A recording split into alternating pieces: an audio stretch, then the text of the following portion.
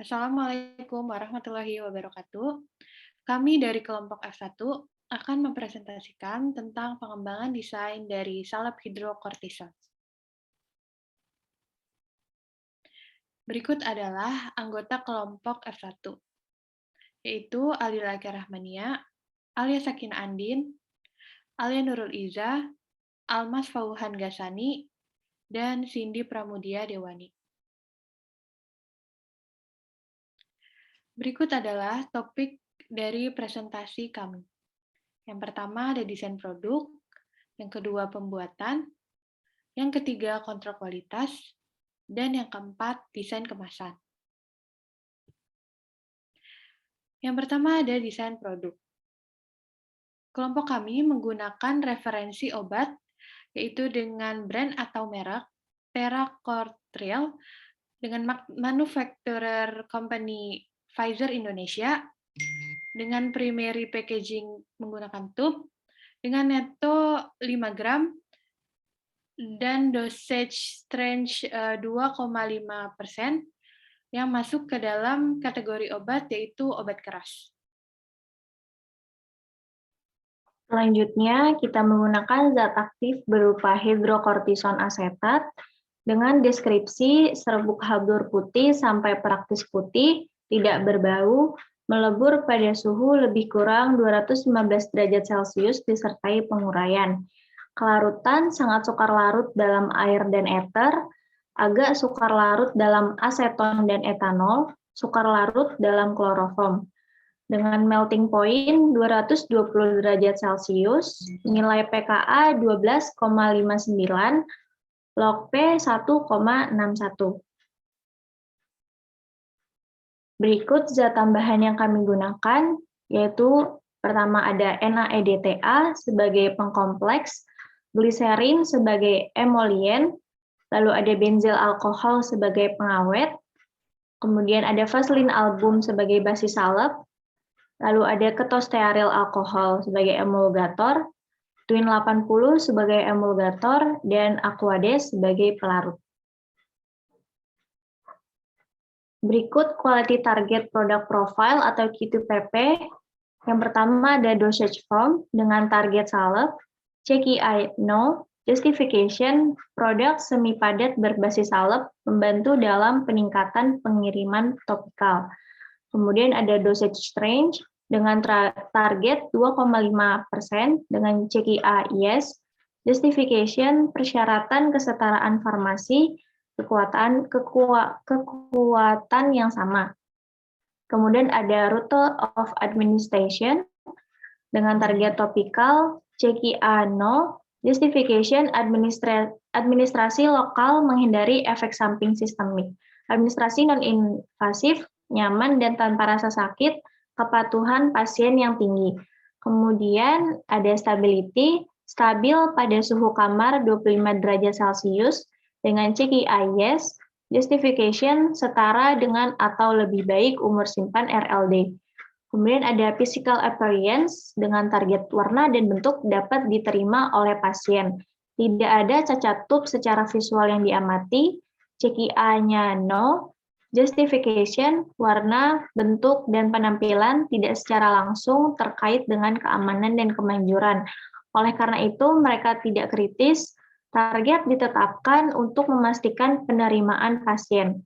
Kemudian ada identification dengan target positif untuk kortikosteroid, CKA-nya no, justification meskipun identifikasi sangat penting untuk keamanan dan kemanjuran, CKA ini dapat dikontrol secara efektif oleh sistem manajemen mutu dan akan dipantau pada pelepasan produk obat.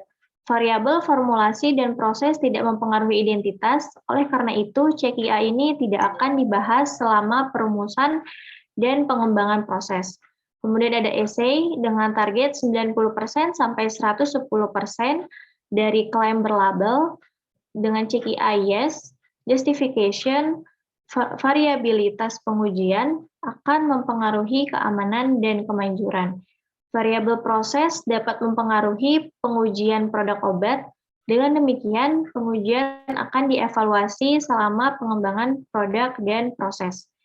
Kemudian ada content uniformity, Target nilai keberterimaan 10 unit sediaan pertama tidak kurang atau sama dengan L1%. Dengan CKI-yes, justification variabilitas dalam keseragaman konten akan mempengaruhi keamanan dan kemanjuran, baik formulasi maupun variabel proses yang mempengaruhi keseragaman konten. Sehingga CKI ini akan dievaluasi secara keseluruhan pengembangan produk dan proses. Next. Kemudian ada pH dengan target 4,5 sampai 5,5 dengan CKI-yes, justification disesuaikan dengan pH stabilitas bahan aktif yang nilai pKa 4,5. Kemudian ada minimum fill dengan target berat bersih rata-rata 10 wadah tidak kurang dari bobot di etiket. Dan tidak ada satu wadah yang bobot bersihnya kurang dari 90% dari bobot di etiket. Dengan berat bersih di etiket yaitu 5 gram. Dengan CKI-no, justification memastikan bahwa pengisian produk sesuai dengan aturan berat bersih pada etiket. Kemudian ada rheological properties dengan target plastis, CKI-nya yes, justification basis salep yang baik menggunakan rheologi plastis. Kemudian ada viscosity dengan target 20.000 sampai 30.000 dengan CKI yes. Kemudian justification diinginkan viskositas yang baik untuk sediaan salep. Kemudian ada microbial limit dengan target memenuhi kriteria farmakope yang relevan. Lalu CKI-nya no, justification ketidakpatuhan terhadap batas mikroba akan berdampak pada keselamatan pasien.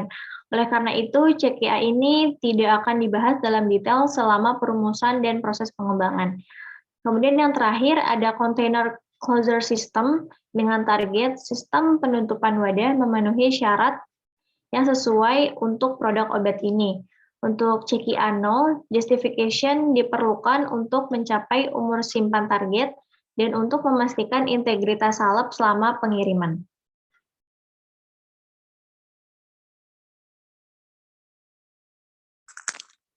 Selanjutnya yaitu desain formula.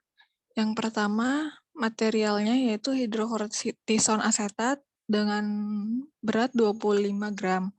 Selanjutnya NaEDTA yaitu 0,2 gram, gliserin 100 gram, bensil alkohol 5 gram, vaselin album 150 gram, ketostearyl alkohol 100 gram, twin 80, 30 gram, dan aquades di-add sampai 1000 ml. Next. Yang kedua yaitu pembuatan. Next. Proses pembuatannya yaitu yang pertama input materialnya, semua bahan atau hidrokortison asetat, NaEDTA, gliserin, bensil alkohol, vaselin album, ketostearyl alkohol, dan twin 80 dilakukan penimbangan dengan timbangan lantai sesuai dengan perhitungan bahan. Yang kedua yaitu aquades, NaEDTA, gliserin, bensil alkohol, dilakukan pemanasan bahan dengan beker glass dipanaskan pada suhu 60-70 derajat Celcius. Selanjutnya, vaselin album, twin 80, ketostearyl alkohol, dilakukan pemanasan dengan cawan uap steril dan hot plate, dipanaskan pada suhu 60-70 derajat Celcius hingga bahan melebur di atas hot plate. Selanjutnya, aquades, NaEDTA, ketostearyl alkohol, bensil alkohol, gliserin, vaselin album, dan twin 80 yang berupa fase air dan fase minyak dipanaskan, kemudian dicampur hingga homogen dan didinginkan menggunakan homogenizer. Selanjutnya, aquades, NaEDTA, ketostearyl alkohol, bensil alkohol, gliserin, vaselin album, twin 80, dan hidrokortison asetat yang berupa basis salep dimasukkan ke dalam zat aktifnya, yaitu berupa hidrokortison asetat sedikit demi sedikit hingga homogen dengan menggunakan alat homogenizer sampai pencampurannya homogen. Dan yang terakhir, yaitu aquades, NaEDTA, ketostearyl alkohol, bensil alkohol, gliserin, vaselin album, twin 80, dan hidrokortison asetat dimasukkan ke dalam wadah tub untuk dilakukan pengemasan dan dilakukan penimbangan sediaan yang harus sesuai dengan jumlah pada tubnya, yaitu 5 gram per tub. Next.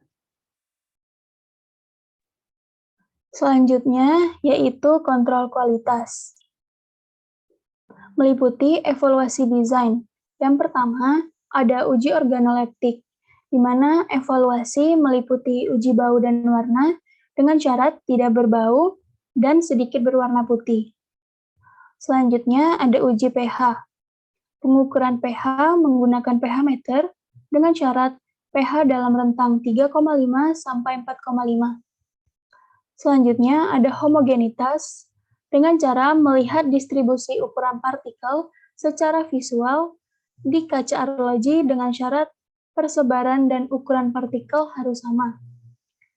Selanjutnya ada uji tipe salep dengan cara teteskan sedikit salep pada kaca arloji, tambahkan pewarna metilen blue. Amati perubahan warna yang terjadi dengan syarat warna metilen blue larut dalam sediaan. Next. Selanjutnya yaitu desain kemasan. Untuk primary packaging, kita menggunakan aluminium tube sebagai kontainer. Kelebihannya yaitu dapat mencegah keringnya sediaan dan tidak mudah pecah. Kemudian screw plastic cap kita gunakan sebagai closer.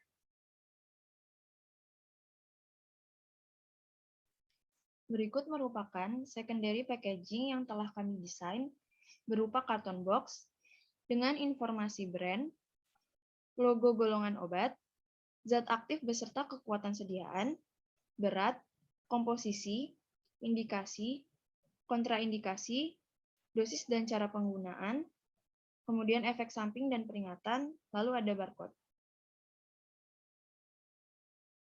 Untuk evaluasi primary packaging, dilakukan uji kebocoran, yaitu pengujian dikatakan lolos jika tidak adanya tanda kebocoran pada keseluruhan wadah. Lalu ada uji isi minimum, yaitu bobot bersih rata-rata isi dari 10 wadah tidak kurang dari bobot yang tertera pada etiket dan tidak ada satupun yang bobot bersihnya kurang dari 90%. Lalu ada uji kompresi. Pengujian dikatakan lolos jika tidak ada kemasan yang mengalami kerusakan pada tutup sampel kemasan salep. Lalu ada kekuatan jahitan tertutup. Pengujian dikatakan lolos jika tidak terdapat jahitan tutup belakang wadah sampel yang robek, rusak, maupun terbuka. Next. Kemudian ada informasi dalam kemasan primer dan sekunder. Terdapat nama dagang atau brand, nama generik, kekuatan sediaan, bentuk sediaan, tanda khusus untuk obat atau golongan obat, komposisi, indikasi, cara kerja, kontraindikasi, efek samping, aturan pakai, peringatan, nomor batch atau lot, nomor registrasi, neto, nama dan alamat industri, kemudian tanggal kadaluarsa. Terima kasih. Sekian presentasi dari kelompok kami. Kurang dan lebihnya kami mohon maaf.